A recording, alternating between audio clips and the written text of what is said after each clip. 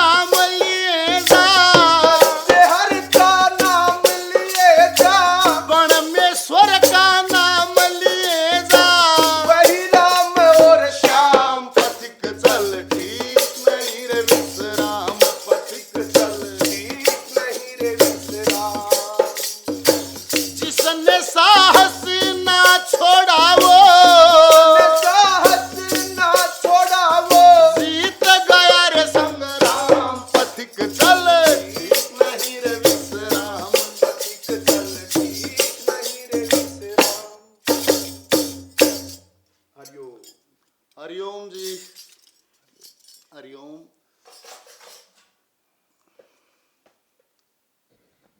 स्वागत है विकास पासुरिया आध्यात्मिक चैनल। कार्यक्रम सत्संग विद फैमिली, सभी की खैरियत भगवान से चाहते हैं। और पथिक चल ठीक नहीं विश्राम, जिसने साहस ना छोड़ा वो जीत गया संग्राम। पथिक चल ठीक नहीं विश्राम। दुनिया में कोई भी काम बड़ा नहीं है, कोई भी काम कठिन नहीं है, कुछ भी असंभव नहीं है। आदमी में इतनी पावर है, अगर वो अपनी सारी पावर इकट्ठी करके एक मकसद पे लगा दे तो उसको कोई, इसमें कोई किंतु परंतु नहीं है, वो मास्टर होगा अपने फील्ड का, सफलता जरूर मिलेगी। पथिक चल ठीक नहीं विश्राम पर मिलेगी किसको? जिसने साहस ना छोड़ा वो जीत गया संग्राम। पथिक चल ठीक नहीं विश्राम। अपना लक्ष्य बना के आदमी अपने काम को करे, काम से फ्री हो जाए। कभी कुछ सोचे तो उसी काम के बारे में सोचे, कभी कुछ पढ़े तो उसी के बारे में पढ़े, कभी दोस्तों में चर्चा करे तो उसी के बारे में करे।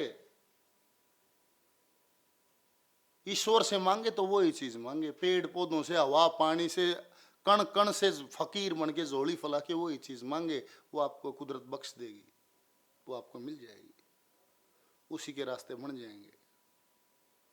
कुछ भी कठिन नहीं है, बशर्ते कि आप होश में हो। आदमी होश में ही नहीं है, बेहोशी में घूम रहा है, पूरी पावर ही नहीं है, बहुत थोड़ी पावर से घूम रहा है। डेड बॉडीज की तरह घूम रहे हैं।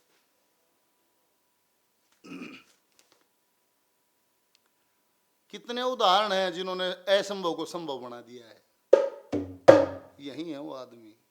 इन्हीं दो हाथ पैरों से, दो आंख नाक सिर से पैदा हुए थे वो आदमी।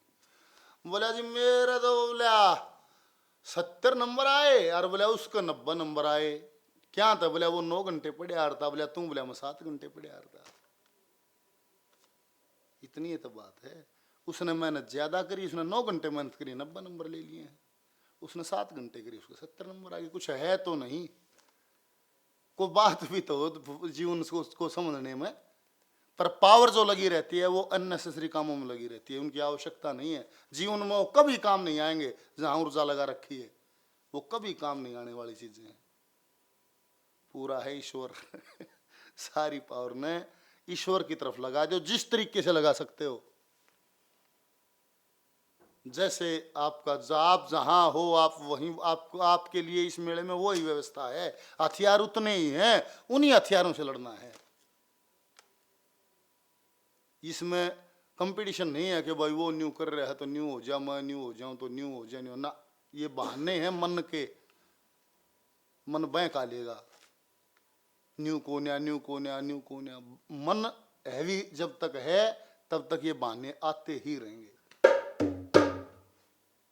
जिस दिन मन हैवी नहीं है, आप मन पे हैवी हो जाओगे, आप होश में आ जाओगे, आप हर चीज को आसानी से देख पाओगे, फिर बहकाई में नहीं आओगे। सोमवीर मेला जी का सवाल है कि रविदास ने गंगा की सिद्धि कैसे पाई?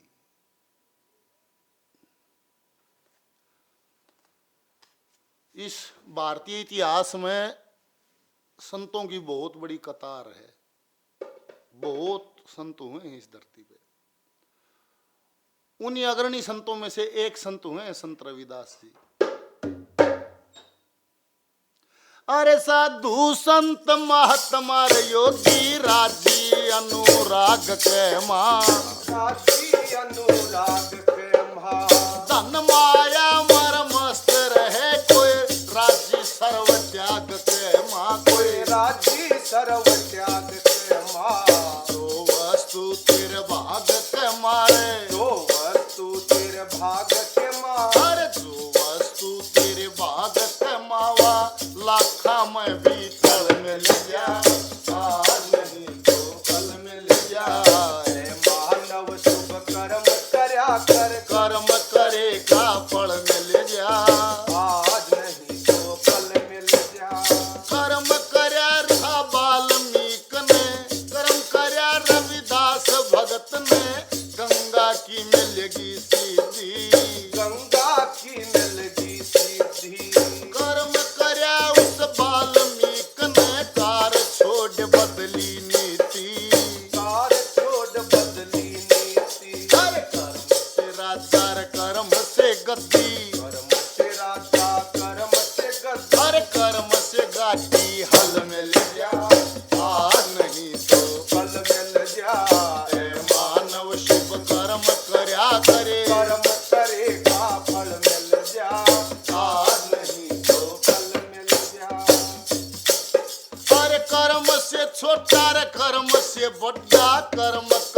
का मेल बताया, कर्म काम का मेल बताया। कर्म ही है प्रधान जगत में, ऐसा वेदों ने फरमाया।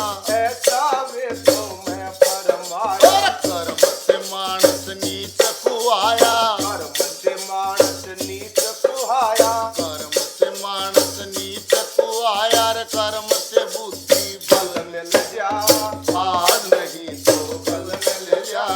ऐ मानव शुभ कर्म करया कर, कर्म करे का फल मिल जा, आज नहीं तो कल मिल जा। पर कर्म से गुरु रे कर्म से चेला, कर्म से आत्म ज्ञान मिले। कर्म से आत्म ज्ञान मिले।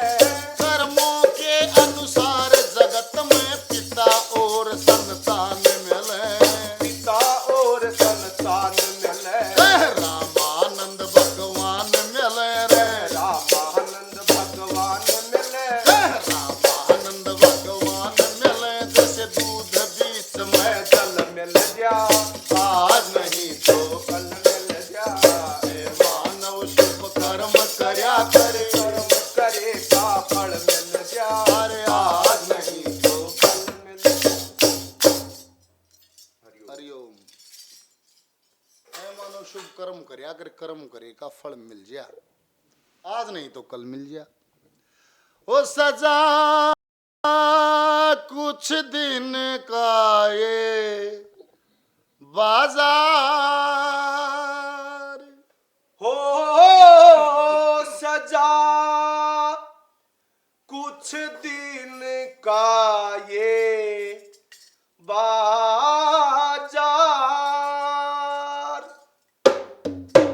ओ यहाँ कुछ भी खरीदो मेरे मेरे यार हो, यहाँ कुछ भी खरीदो मेरे यार। ओ जरा मुख से तो बोलो खरीदार। ओ जरा मुख से तो बोलो खरीदार। ओ नगद लोगे या लोगे उधार हो, नगद लोगे या लोगे उधार। ओ सजा कुछ दिन का ये बाजार। ओ सजा कुछ दिन का ये बाजार। ओ यहाँ कुछ भी खरीदो मेरे यार। ओ यहाँ कुछ भी खरीदो मेरे यार।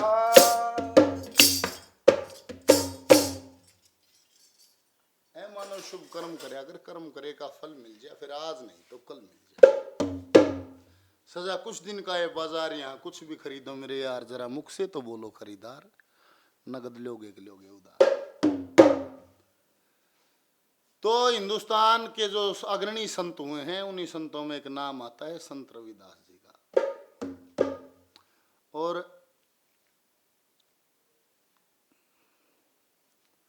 संत रविदास जी शूद्र समाज से थे, समार जाति से थे। चमड़े का काम किया करते थे, सोने का काम किया करते थे, उसको सुनार जाति मिली है। काम के आधार पे है। जो मिट्टी का काम किया करते थे, घड़े बनाते थे, घड़ा बना मतलब कुंभ, कुंभ नाम है घड़े का, कुंभकार।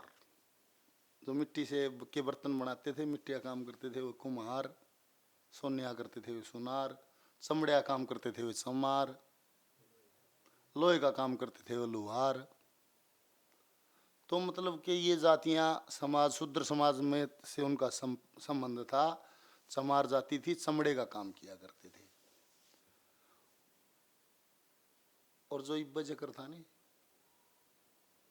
उसके पास सुविधाएं नहीं थी, बहुत गरीब परिवार से था। मोटा हिसाब ला लो, जो जूतियां का पालिश करे है, जो जूती गाठे है, वो कमजोर परिवार जरूर है।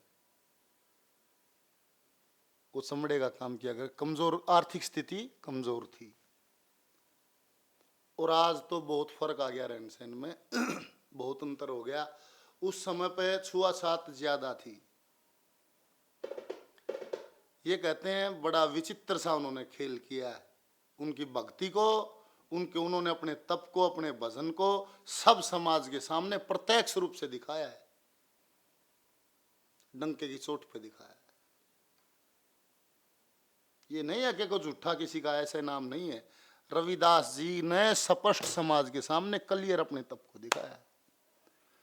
ऐसी बुजुर्गों के समय से कथाएं जो सुनने में को मिल रही हैं, दंत कथाएं चली आई हैं, अलग अलग जगह हैं, आप लेख पढ़िए। 19-20 तो फर्क होता है, दंत कथाओं में थोड़ा बहुत अंतर आ जाता है। ये कहते हैं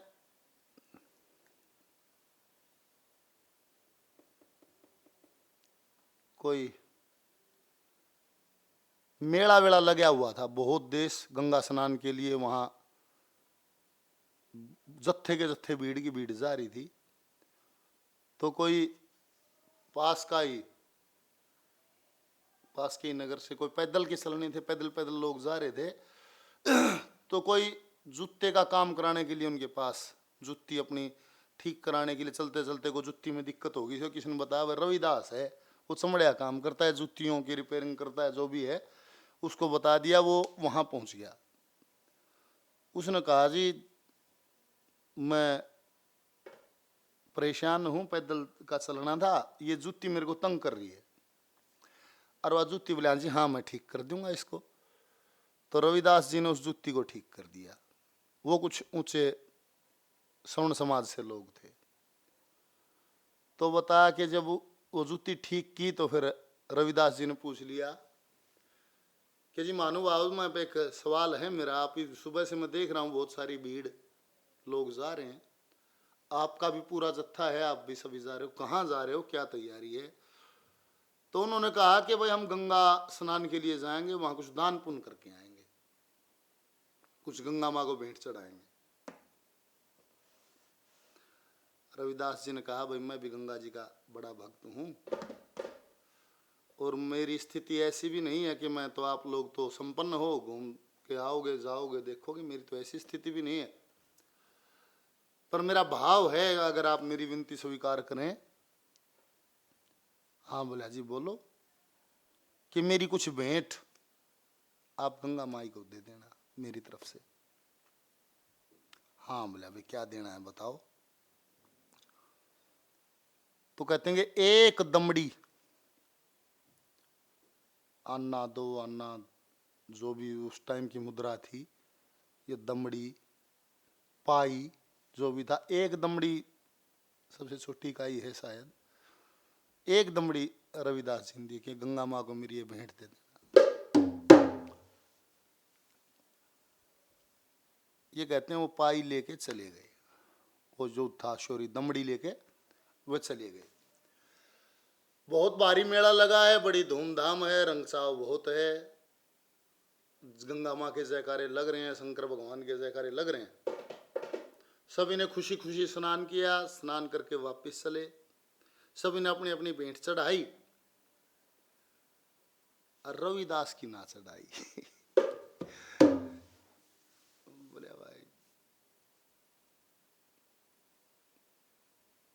राजवंशा जाकरण की खातिर बड़े बड़े छैल खड़े हो जिया, इने की कोई सुना नहीं, सब ठाडे गए खड़े हो जिया। तो वाह बात, भाई गरीब आदमी था, वो कोई ध्यान नहीं रहा, सब ने अपनी अपनी भेंट चढ़ाई, नहाए धोए वापिस चले। तो एक को ध्यान आया, बोला रहा वो रास्ते में एक शूद्र मिला था, बस उसकी भेंट भी चढ़ाओ।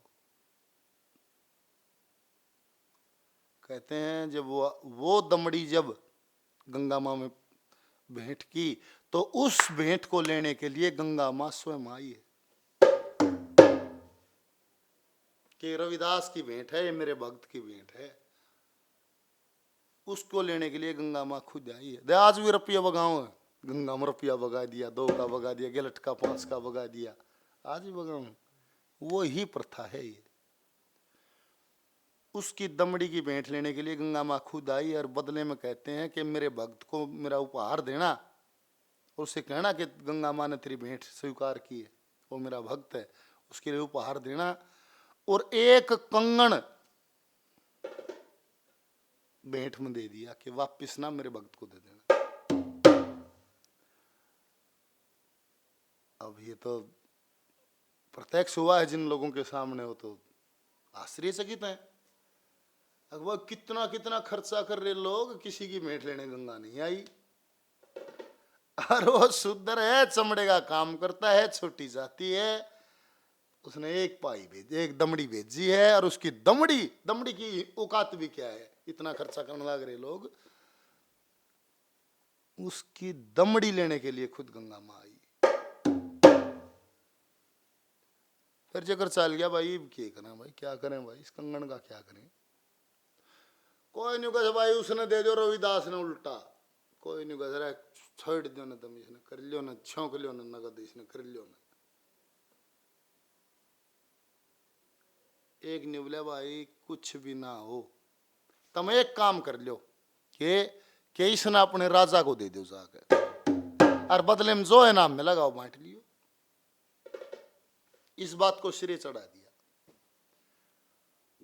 शायद लेख के अनुसार गाजीपुर लिखा है। रविदास जी तो काशी में रहते थे, काशी के रहने वाले थे। गाजीपुर है या कुछ ऐसा ही नाम है, गाजीपुर बॉर्डर। गाजीपुर बॉर्डर का सिलसिला चल रहा है, तो इससे मेरे को याद है कि शायद गाजीपुर ही है। तो उन्होंने अपने राजा के सामने जाके और कहा, महाराज बड़ी विचित्र घटना है, और खुद गंगा माँ का कंगन हमें मिला है, और महारानी के हाथ में खूब अच्छा लगेगा, हम आपके लिए लेके आए। कंगन बड़ा अद्भुत था, बड़ा विचित्र था, वैसा आम कंगन नहीं था, ऐसा आम मार्केट में या उस समय के जो कारीगर थे उनके पास वो ऐसी बनावट, ऐसी धातु, ऐसा सिस्टम ऐसा था नहीं। राजा ने देखा भाई बड़ा विचित्र कंगन है, रानी को दिखाया कि भाई रानी को बुलाओ, रानी को दिखाया कि भाई ये कंगन आपके लिए है। अब वो अपने कह रहे हैं कि हम वो भक्त हैं गंगा माँ के, ब्राह्मण लोग, कि हम गंगा माँ के भक्त हैं, हमारे से प्रसन्न होकर गंगा माँ ने हमारे को दिया है। अब राजा ने देखा भाई बड़ा सुंदर है, रानी को दिया, रानी देख भाई ये तो तू महारानी है, और तेरे हाथ में और भी सुंदर लगेगा, और ये ब्राह्मण लोग हैं, इनकी तपस्या से प्रसन्न होके और गंगा माँ ने ये कंगन दिया है। रानी देख के बड़ी प्रसन्न हुई है। अब रानी कह रही है कि बहुत सुंदर है, ऐसा बड़ा अद्भुत है, विचित्र है, ऐसा तो मैंने देखा भी नहीं है, और कोई पहनता भी नहीं है। निवली फिर एक का के करूं, कंगन तो दो, दोनों हाथा मुझे बड़े सुतरे लग गए। हाँ निवला को राजा ने के के मामला है, राजा ने बोला तो कोई भी मुश्किल बात नहीं। अरे बोला पंडित जी महाराज थोड़ी तपस्या और करो, और भजन करो, और एक कंगन और लाओ रानी ताई भाई। रानी दोनों हाथ में दो कंगन पहरेगी। बात यह है फांसी होगी उसके बेचारे का। उसने आखिरी में हाथ जोड़ के कहना पड़ा, महाराज ये पॉसिबल नहीं है, ये हमारे बस की बात नहीं है। सच ये है कि हम तो पैदल पैदल जा रहे थे, रास्ते में मेरी जुत्ती में गड़बड़ होगी, मैं अपनी जुत्ती ठीक कराने के लिए, रिपेयर कराने के लिए, वहाँ कोई काशी में है एक शूद्र जो चमड़े का काम करता है, रविदास उसका नाम है, उसने हमारे को भेंट दी थी, उसकी भेंट चढ़ाई तो ये कंगन मिला था, हम लालच में आके ऐसे ऐसे आपके पास ले आए।